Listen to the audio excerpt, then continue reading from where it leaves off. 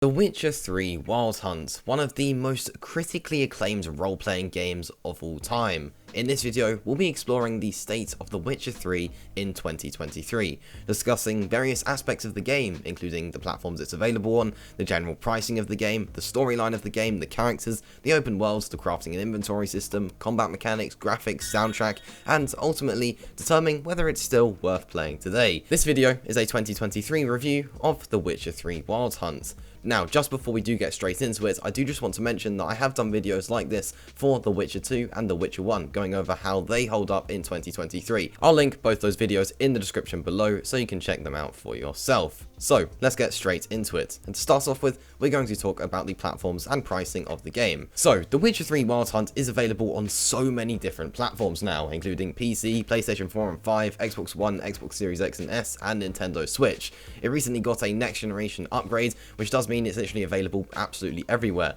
And if you do own the PS4 version, then you can get that next gen upgrade for completely free. There are physical versions for every single edition of the game as well, and there are also Game of the Year editions and complete editions, which can obviously come at a higher price, but you're getting the two DLCs of Hearts of Stone and Blood and Wine. Now, as of 2023, the game does actually continue to receive support and updates across all of these platforms, and the pricing does vary depending on, the edition and the platform, but the standard edition generally can be found for around £10 to £15, with the complete edition of the game on next-gen consoles going for around £20 to £25. And of course, that will include all the expansions and the base game. So typically you do want to get either the Game of the Year or complete edition. They're the exact same thing, but the Game of the Year edition is for the older consoles, and then the complete edition is for the newer consoles and Nintendo Switch. So it's really up to you how you get the game and, if you get the DLCs or not.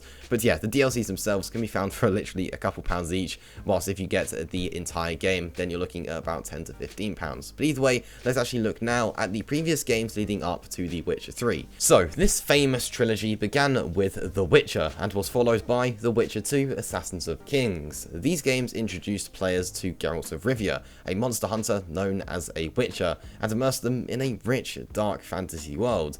Each installment built upon the lore, characters, and choices made in the previous games, creating a sense of continuity and also consequences that carried over to The Witcher 3. So now, let's actually look at The Witcher 3 Wild Hunt storyline. So The Witcher 3 Wild Hunt offers an epic and emotionally charged storyline that spans across its vast open world.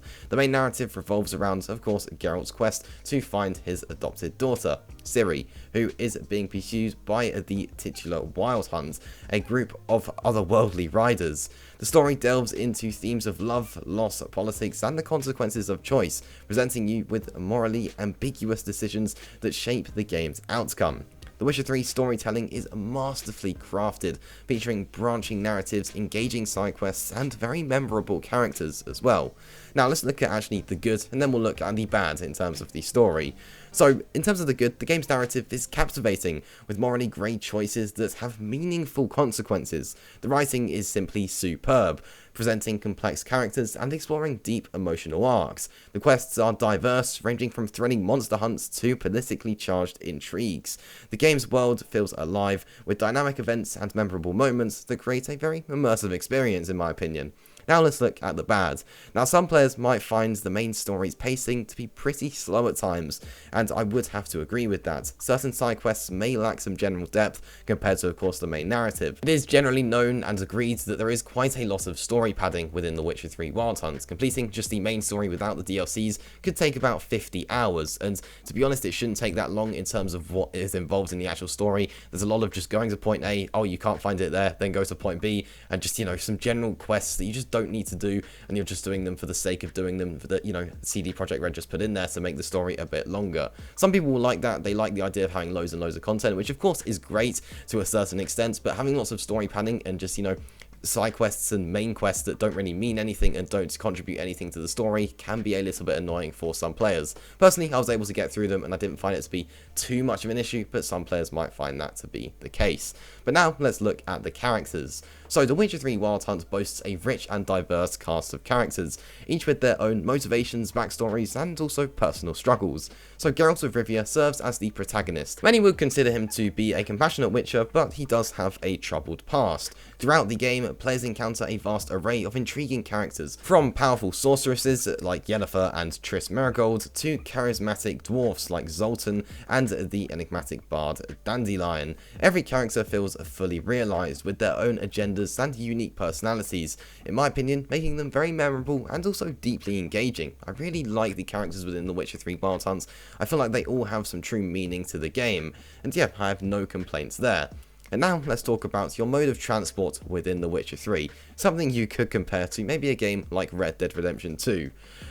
Roach, Geralt's loyal and oftentimes quirky horse companion. Now of course there isn't loads to say about Roach, but he is pretty iconic and plays a very big part, to be honest, within The Witcher 3. From the occasional glitchy behaviour to the unyielding determination to gallop up steep mountains, Roach has garnered a special place in players' hearts as a beloved and sometimes amusing companion throughout Geralt's adventures, and he'll be there through thick and thin. No complaints there. Roach will be your main source of transport. You can't actually change your horse within the game, you are stuck with him for the entire thing, but you can customize him quite a bit, getting new saddles, new horse blinders, and yeah, some new saddlebags as well. So yeah, I really do like Roach, and I think that the horse mechanics, whilst they are a bit outdated now, they do still work very well. So now let's talk about the open world. So the world of The Witcher 3 is a sprawling and meticulously crafted open world environment, comprising multiple regions, each with its own distinct flavour and challenges. The map is vast, offering a staggering amount of content to explore, from dense forests and bustling cities to treacherous mountain ranges and war-torn landscapes.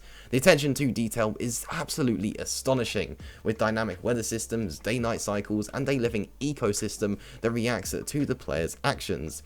The open world is brimming with Easter eggs as well, hidden secrets, and also captivating stories that reward exploration, making it a truly immersive experience. You're really not going to be disappointed if you do like open world games. I mean, this literally compares to games like Red Dead Redemption 2, Grand Theft Auto 5, Skyrim. It's right up there in terms of open world, and some would even consider it to be the best open world experience out there, and I wouldn't be far off agreeing with them. There really are no complaints from me in terms of the open world. It's massive, it's beautiful, you can't ask for much more. So now let's talk about quite a big part of The Witcher 3 Wild Hunt, and that is the crafting, upgrading, and the general inventory system.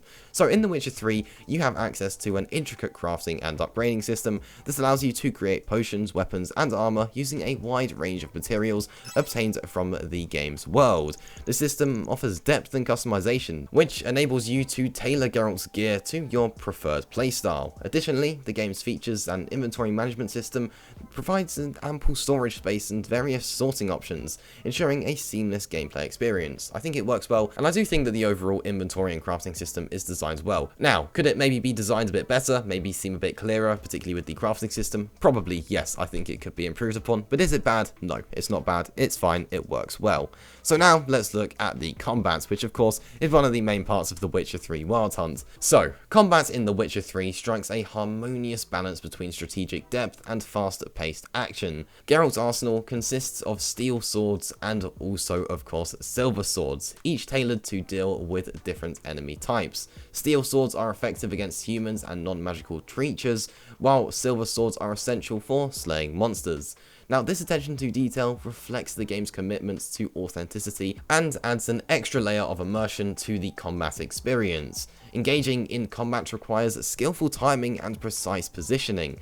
Geralt can execute light and heavy attacks, as well as dodge and roll to evade incoming blows. The responsiveness of controls coupled with fluid animations creates a sense of weight and impact in every single swing of the sword. The combat system will reward players who can read their opponent's movements and respond with well-timed parries and counterattacks.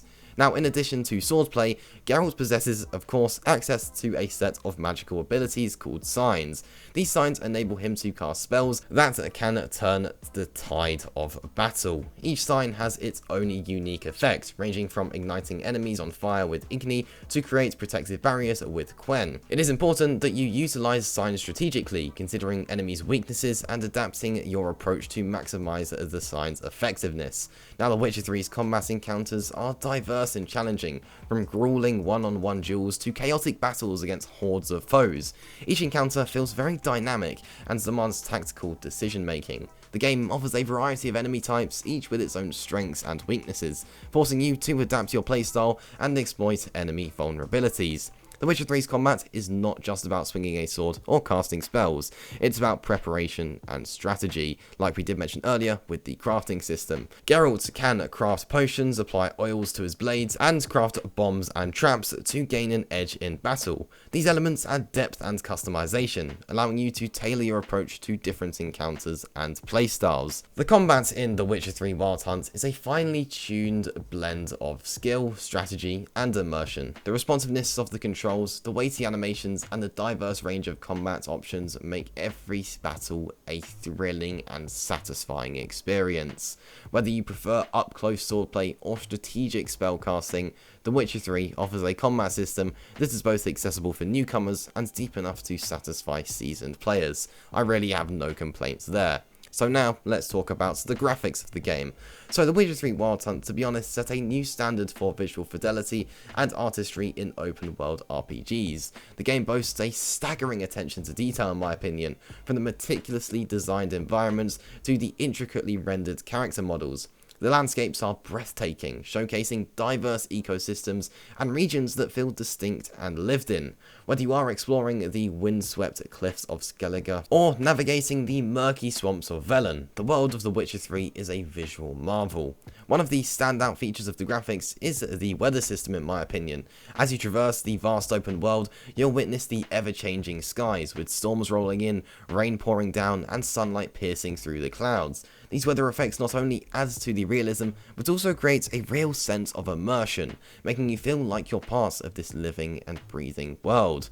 Character models in The Witcher 3 are exceptionally well crafted, from the weathered lines on Geralt's face to the intricate armor designs of the various factions. The attention to detail is remarkable. The characters exhibit realistic facial animations, capturing a range of emotions from subtle expressions to explosive moments of rage or sorrow. Each character feels unique and believable, further enhancing the game's immersive storytelling. Now, the lighting in The Witcher 3 is nothing short of extraordinary. The game's lighting system adds depth and atmosphere to every single scene. Shadows are realistically cast, creating a sense of depth and grounding the characters within their environment. The use of lighting and shadows is particularly effective during the game's nocturnal sequences, where moonlight filters through dense forests and dimly lit streets, evoking a mysterious and enchanting ambience. Now, of course, the game did release in 2015, and does the game show its age a bit on the older consoles? Yes, it does a bit. Of course, you're playing in, around 30 frames per second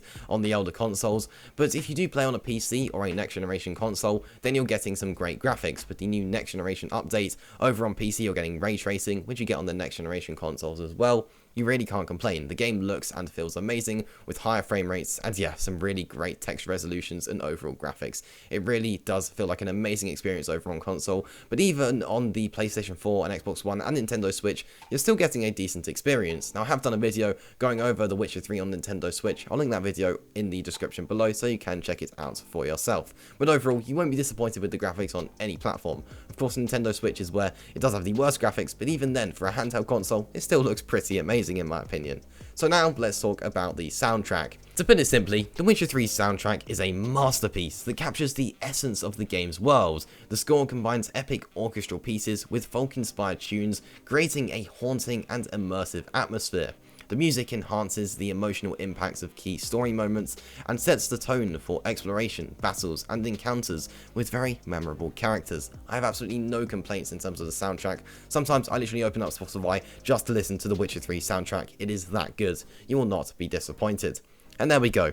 That is The Witcher 3 in 2023. In 2023, The Witcher 3 Wild Hunt remains a timeless masterpiece that continues to captivate players with its outstanding storyline, memorable characters, expansive open world, and immersive gameplay mechanics. Despite the passage of time, the game's depth and quality has not diminished. With its rich narrative, intricate gameplay systems, breathtaking visuals, and absolutely outstanding soundtrack, The Witcher 3 Wild Hunt stands as a testament to CD Projekt RED's unparalleled craftsmanship.